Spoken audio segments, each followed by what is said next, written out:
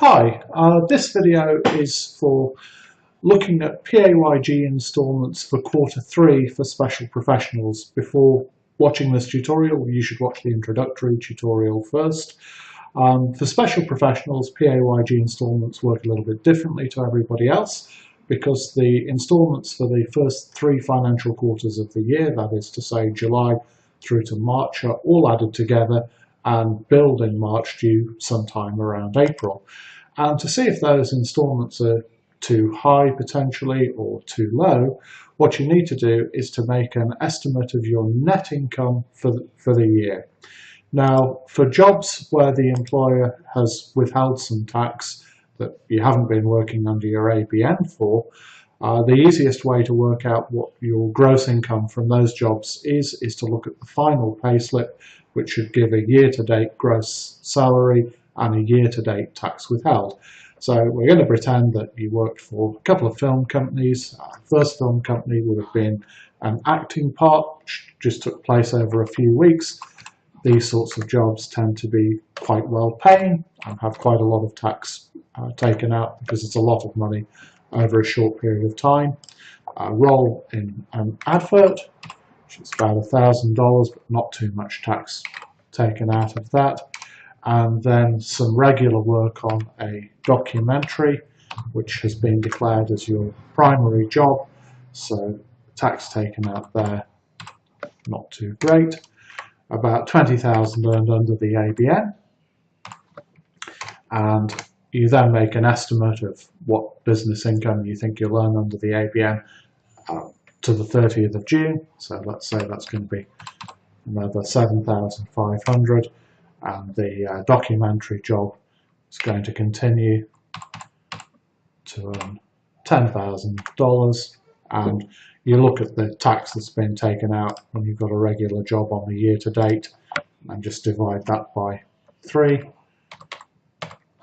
And if you're wondering how to estimate employment income and the tax withheld, then that's covered in the first tutorial. So what this does is to provide an annual estimate of your taxable income and the amount of tax that will be withheld over the course of the year.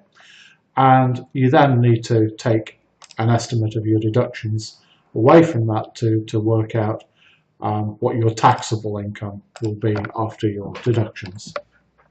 Okay, so the net income after the deductions is 73,000, and we go to taxcalc.com.au. Just open that website up and bring it over.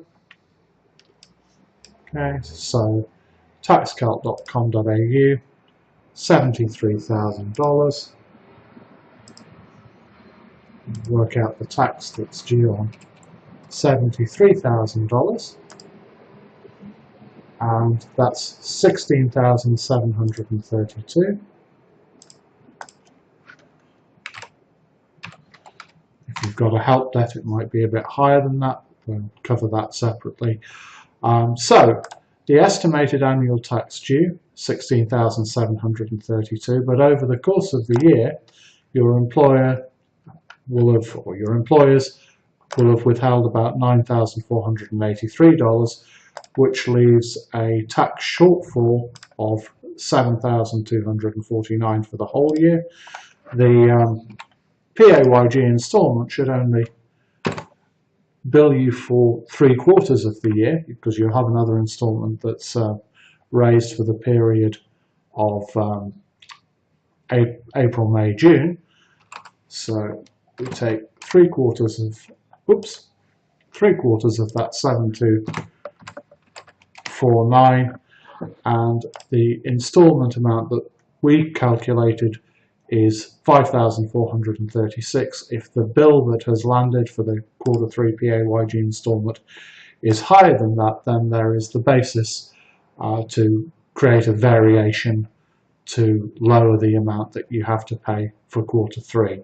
If you find that the figure is higher because you possibly earned a lot more income, not very much tax has been taken out, then the instalment may be too low, which means at the end of the year then you're likely to be landed with a tax bill over the top of the instalments that you've already paid.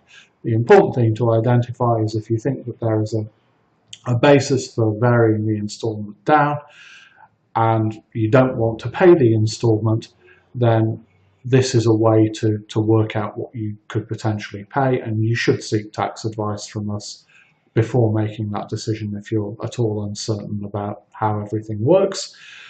If you do end up paying the instalment anyway, then you're likely to be put in a position where you're due to have a tax refund. In this instance, if the instalment was higher, it all comes out in the wash when you lodge the tax return.